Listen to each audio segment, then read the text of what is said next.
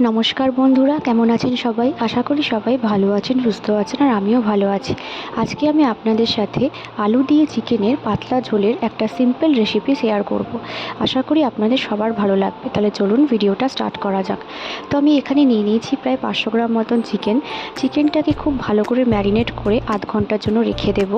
তো ম্যারিনেশনের জন্য এখানে দিলাম অল্প পরিমাণে নুন, অল্প হলুদ, জিরে গুঁড়ো, ধনে গুঁড়ো, আর আদা, পেঁয়াজ, রসুন বাটার এই যে পেস্টটা, এটা দিচ্ছি 3 চামচ মতন।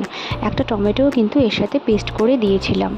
আর খুব ভালো করে কিন্তু মশলাটাকে মাখিয়ে রেখে দেবো আধ ঘন্টার জন্য, কারণ মশলাটা ভালো করে ঢুকলে তাহলে কিন্তু টেস্টটা খুব ভালো আসবে। এরপরে আমি কড়াইতে নিয়ে নিয়েছি অল্প তেলটা অল্প গরম হলে আলুটা দিয়ে দেবো। এভাবে আলুটাকে কেটেছি, খুব বড়ও না খুব ছোটও না, যেমন আমরা মাংসে আলু দিই। তো আলুটাকে একটু ভেজে নেব। তেলে দিয়েছিলাম হালকা একটু নুন আর অল্প একটু লঙ্কা গুঁড়ো আর একটু হলুদ। তো আলুটা এখানে আমার ভাজা হয়ে গেছে, তাই সাইড করে রেখে দিলাম। এবারে ওই তেলের মধ্যেই কিন্তু দিয়ে দিলাম একটা গোটা পেঁয়াজ কুচি কুচি করে। তো এখানে কিন্তু আমি আজকে একদমই কম তেলে, মানে যতটা পেরেছি কম তেল ব্যবহার করেছি।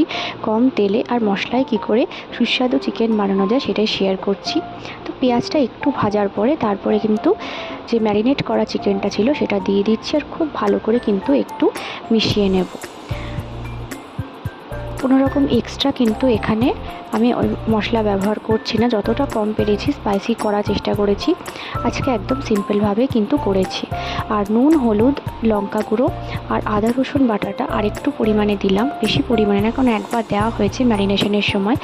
তারপরে কিন্তু ভেজে রাখা আলুগুলোকেও দিয়ে দিলাম, আর খুব ভালো করে কিন্তু মিশিয়ে নেব আর কষিয়ে নেবো এবারে মাংসটাকে, কারণ কষানোটাই হচ্ছে আসল কিন্তু প্রসেস চিকেনের বা মাটনে, যাই করি না কেন। তো তেল বেরোতে শুরু করলে তারপরে দিয়ে দিলাম ওর মধ্যে অল্প পরিমাণে জল।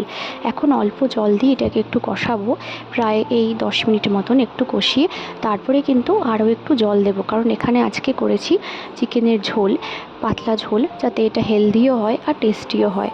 তো একটু জন্য জলটা বেশি দিচ্ছি যাতে ঝোলটা হয়। তো আরও প্রায় 10 মিনিট মতন রান্না করলেই কিন্তু এই সিম্পল চিকেনের আলু দিয়ে ঝোল একদম রেডি হয়ে যাবে। তো আশা করি আপনাদের এই সহজ রেসিপিটা ভালো লেগেছে চিকেনের। যদি ভিডিওটা ভালো লেগে থাকে তাহলে অবশ্যই কিন্তু লাইক করে পাশে থাকবেন, কমেন্ট করে জানাবেন, আর এরকমই নতুন আরও রেসিপি পেতে চ্যানেলটাকে কিন্তু সাবস্ক্রাইব করবেন। দেখা হচ্ছে পরের ভিডিওতে। Till then bye and thanks for watching.